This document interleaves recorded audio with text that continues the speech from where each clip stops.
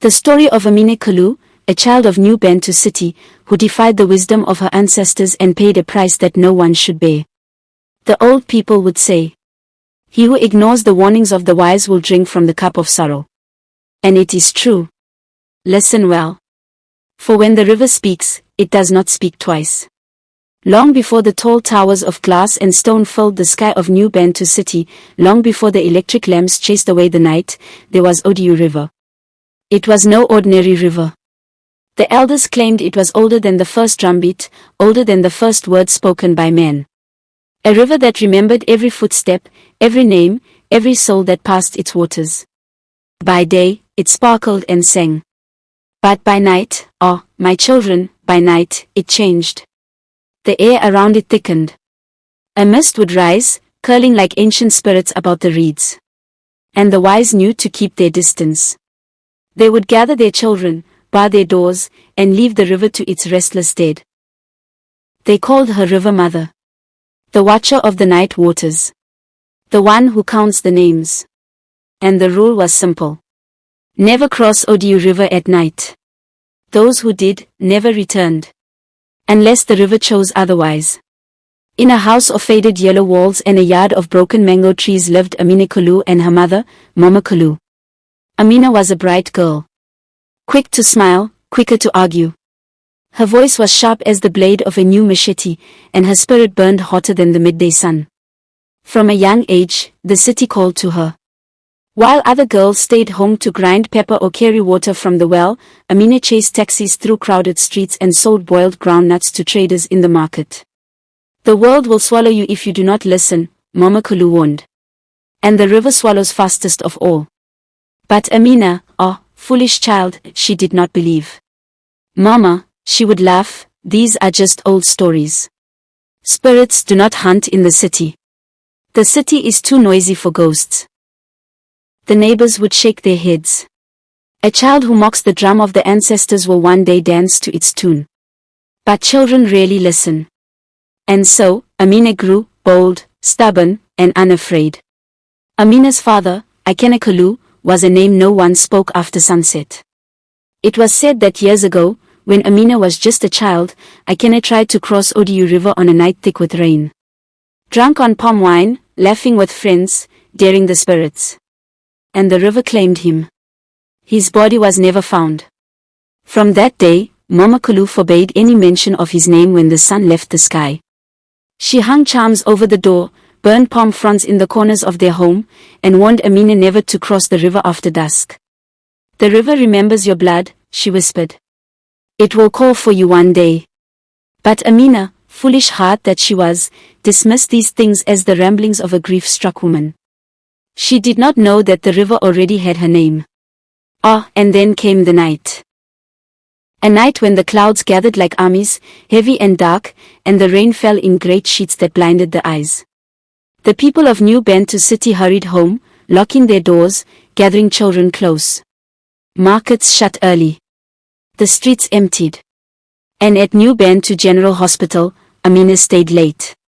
An accident. A lorry overturned, crushing a roadside stall. 6 injured. 1 dead.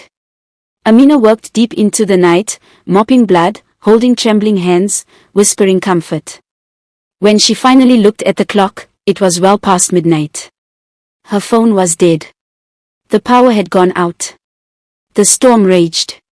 And she remembered her mother, old and alone in the little yellow house, probably lighting a candle, praying by the window. She had to go home. But the wide concrete bridge, the one built by the government, had collapsed under a fallen tree. And so there was only one way. The old footbridge. The bridge no one crossed after dark. Now, my children, in every village, every city, there is a place you are told not to go. A road you must not walk. A doorway you must never open. In New Bantu City, that place was the old footbridge over Odu River. It was a thing of rotten planks and rusted chains. It swayed when no wind blew. It creaked when no foot touched it. But it was still there. Half forgotten, half feared. The elders claimed the bridge was built by a madman, a man who spoke to water and claimed to marry a river spirit. No one used it. Not anymore. Except Amina. That night, as she reached the foot of the path that led to the bridge, an old woman sat beneath a crooked baobab tree. Her hair was the color of ash, her skin lined like cracked earth. She raised a hand. "Child," she croaked, "the night is not yours. Go back." Amina shivered. Rain soaked her to the bone.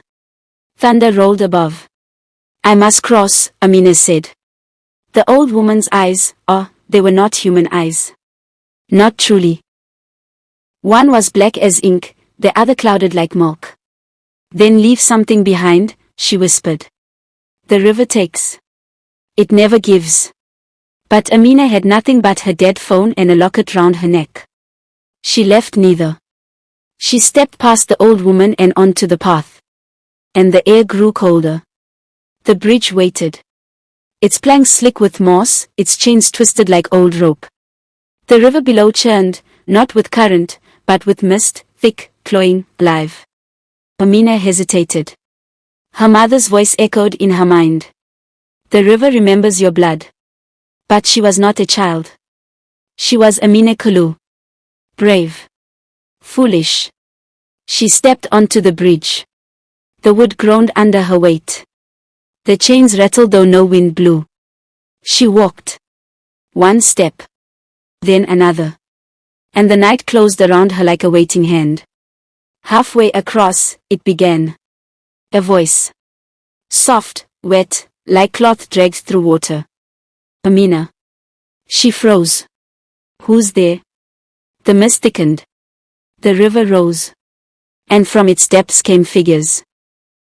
Blurred shapes, pale hands, faces that shimmered like fish beneath the surface. She saw a man in an old palm wine seller's cap. A girl with riverweed in her hair. An infant held in ghostly arms. And then, her father. Amina Kalu. His face was pale, bloated from the water, but his eyes, my children, his eyes were still her father's. "Amina," he whispered, "you should not be here." Tears blurred her sight. "I only want to go home," she begged. "Home is no longer yours," he said. And the river mother rose. She was beautiful and terrible. Tall, her skin shimmering like the river's skin at dawn.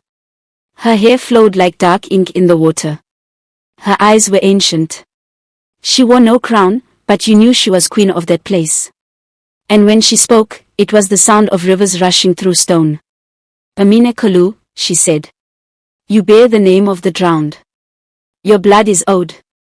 Your steps defy the law of water and night." Amina trembled. "Please, let me go."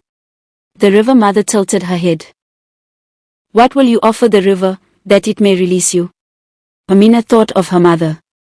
Of the old house, the mango trees, the warmth of morning. "Take me," she said. "But spare her." The spirit sighed. The water stilled. And the river mother reached out a hand. The river mother's hand was cold mist and ancient water. When it touched Amina's chest, a jolt of ice raced through her. And in that moment, Amina saw it all. The drowned faces. The forgotten names. The spirits of those who crossed and were claimed. Each one with a name written in water. And beside them, hers. But, my children, fate is a thing with sharp teeth, and the river does not always hunger for the body. Sometimes it wants something greater. "What will you leave behind?" the river mother asked again. Amina thought of her locket, a picture of her father, long dead. She removed it, her fingers shaking. "Will this buy my passage?" The river mother took it, peering into the faded image. "This is not enough." And then Amina did something no one before her had dared. She spoke the name of her father, Amina Kalu, aloud, in the night, upon the bridge. "I give you his debt," she cried. "Take him. Let me pass." The river mother smiled. And with a sound like 1,000 sighs, the spirit surged. Akena's eyes widened. "Amina, no." But it was done. The river claimed him, truly, fully, finally. And the bridge was empty. When Amina stepped off the bridge, dawn was breaking.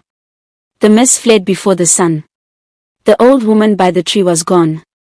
The road lay empty, wet and gleaming. She made her way home, her clothes heavy with river water though she did not recall falling. Mama Kalu was waiting at the door, her face streaked with tears. Without a word, mother and daughter embraced. And though Mama Kalu asked no questions, she burned new charms and hung fresh cowrie shells at the doorway. And Amina, she never spoke of that night. Never crossed the river again. Never wore her locket. But sometimes, by the light of a waning moon, she would see a figure standing by the water's edge. And the river would whisper her name. And so, my children, the people of New Bantu City still tell the tale. He who defies the river must pay its price. They say the old footbridge finally rotted away, swallowed by water and mist. But on stormy nights, if you listen closely, you might hear a voice on the wind, calling, Amina. And the wise still warn their children. Never cross Odu River at night. For the river remembers. And it counts the names. So ends the tale of Amina Kalu, the girl who challenged the river mother and bargained with blood. Remember it, carry it with you. For the spirits of old Africa still walk among us, hidden in city streets and empty roads, behind glass towers and beneath neon lights. And they, too, remember.